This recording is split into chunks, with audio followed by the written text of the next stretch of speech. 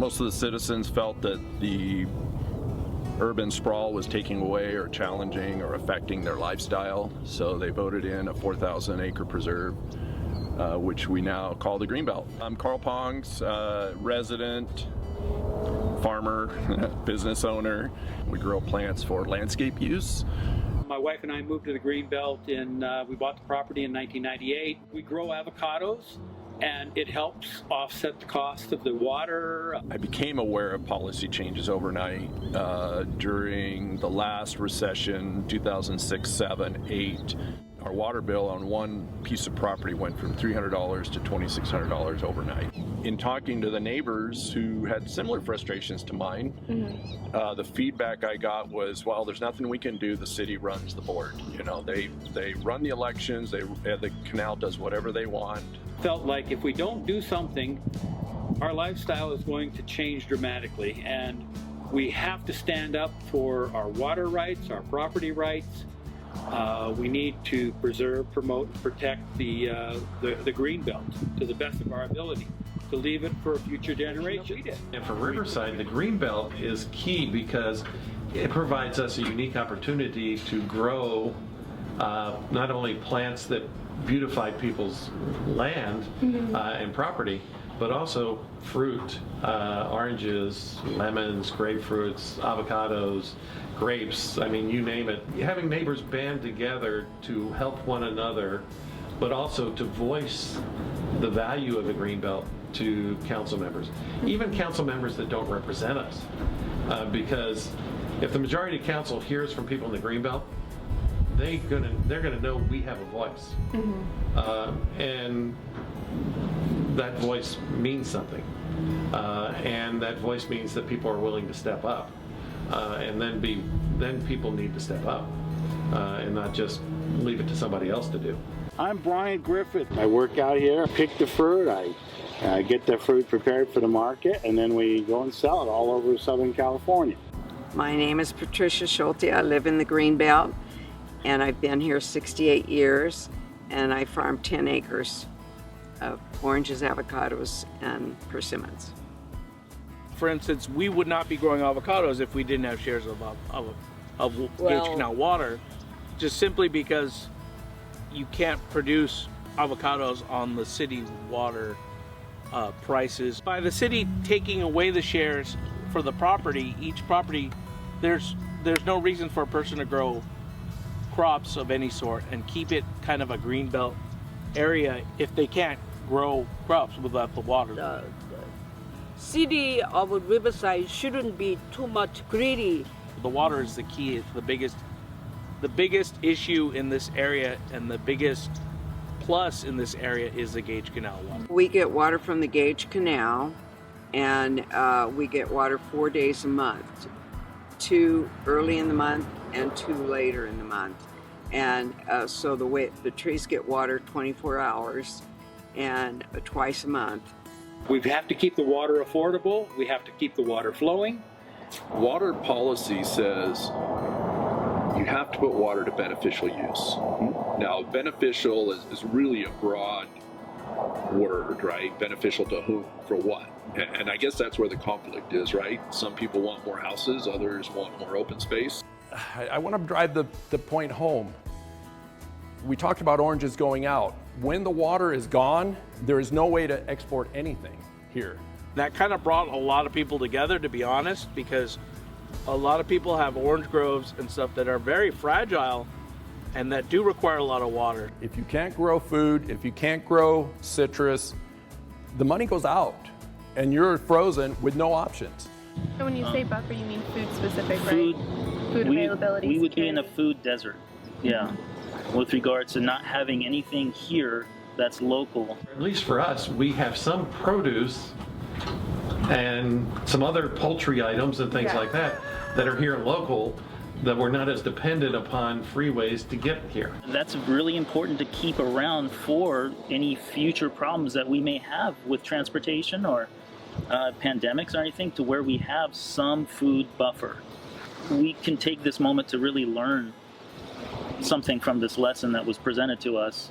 You know, we keep putting houses in the Greenbelt that's where the water is. That's where we should be growing vegetables and fruit and things of that nature. We put together an effort. We talked across the fence and we said, hey, let's do this. So we started communicating with people. We started communicating with the shareholders of Gage Canal. And lo and behold, we found out that many people in the Greenbelt had the same frustration that we did. In order to keep your water rights, you have to use your water. You can't hoard it. So you have to put it to beneficial use.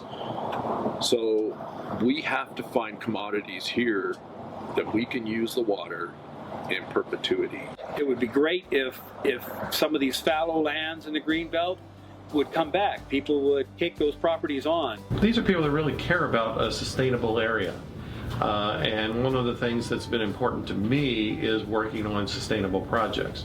We want to do this right to protect all of us, not just a few selected people. We funded this ourselves and started talking to people. We kind of like to focus on the representation part.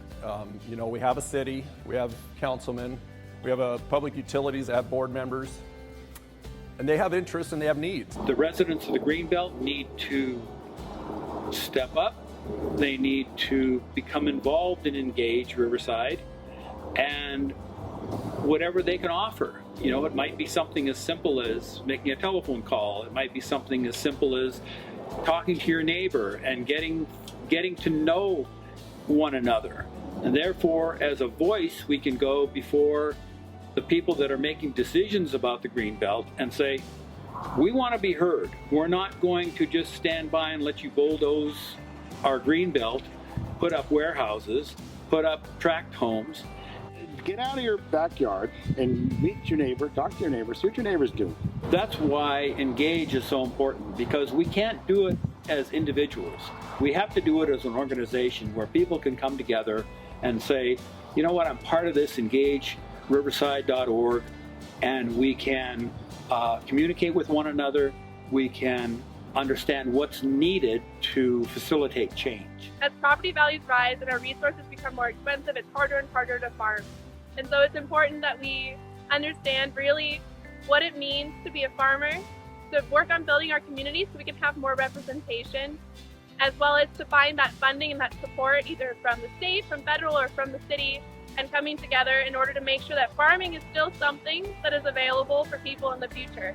I see here the spirit that, you know, individuals fight for what's theirs, and mostly I see that in farmers. We've been locked into agriculture and given no support, no resources, even very little recognition on who we are and the importance that this area has. I would also like to see more availability of crops, more variety of crops, and those crops being sold locally on increased farm stands. So if you did that and just had people offer anyone in this area, if you're in the area and you want to sell your produce or your product, and even mom and pops have a couple lemon trees and they want to get rid of them during the season, they just have millions of, have them have the opportunity to go there so that people can go there and get fresh produce from the area.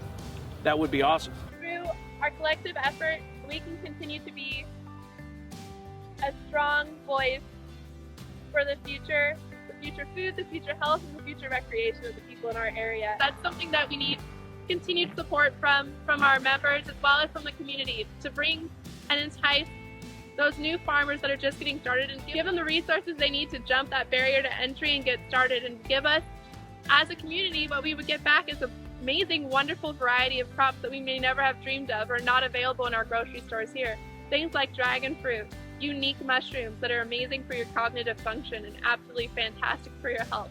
Most of the people here farm 5, 10, maybe 40 acres at their maximum, and they're not really set up to be accessed by the USDA or the CDFA. Even the County Ag Commissioner really has no idea how to contact us. I wish there was a program where we have the collective farmers from this area have a regular type of meeting where we can collaborate and cooperate with each other as far as equipment and different kind of issues that we might be having. Engage finally has, some real legs under it, and we're ready to move forward and reach out to more people and provide those services.